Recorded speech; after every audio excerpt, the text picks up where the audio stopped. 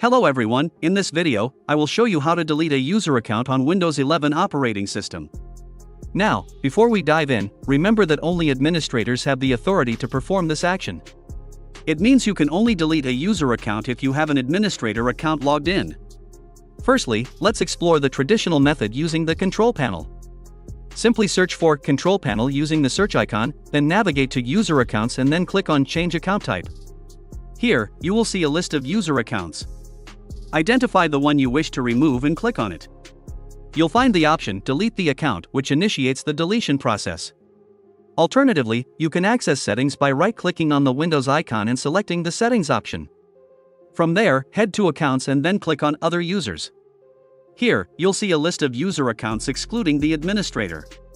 Choose the account you want to delete and click on this drop-down button. After that, you have to click on Remove. Now, before confirming the deletion, it's crucial to understand that all associated data will be removed from the PC. So, ensure you have backed up any important files.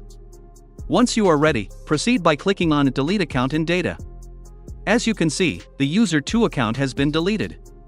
To verify the deletion, you can check the control panel or the user account list.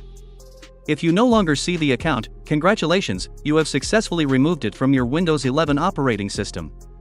And that's all for today's tutorial. I hope you found it helpful. That's it for today's video.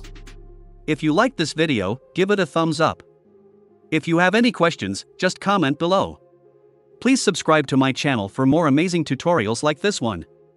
See you in the next video. Thanks for watching.